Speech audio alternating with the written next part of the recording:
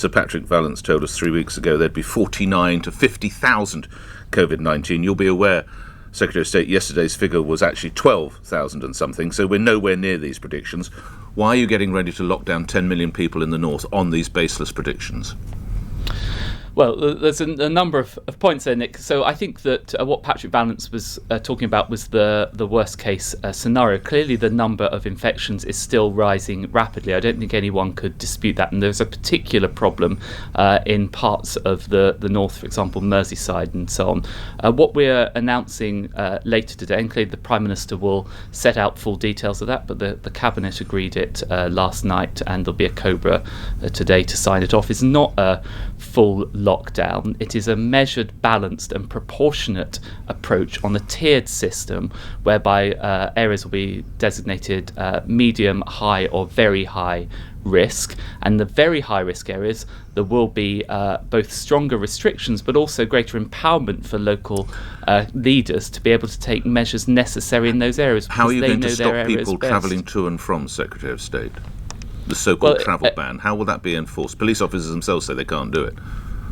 Well, again, I don't want to get into the details of the announcement, because I think one of the criticisms that we've had as respectfully, government... I do, because my listeners are confused. How are you going to enforce people not leaving Liverpool?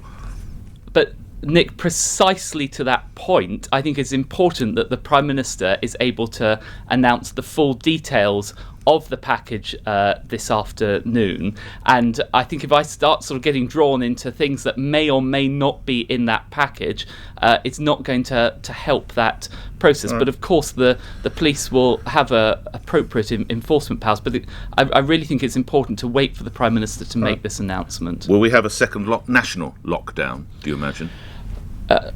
I really... It's not what the government is planning for. It's not what we want to happen. And indeed, if you look... Can you rule it out, Secretary of State? If you look at, for example, what David Nabarro from the World Health Organization said himself, it's a very blunt tool. So the whole purpose of doing this is to prevent that scenario rising. It is not something that we are discussing in any way.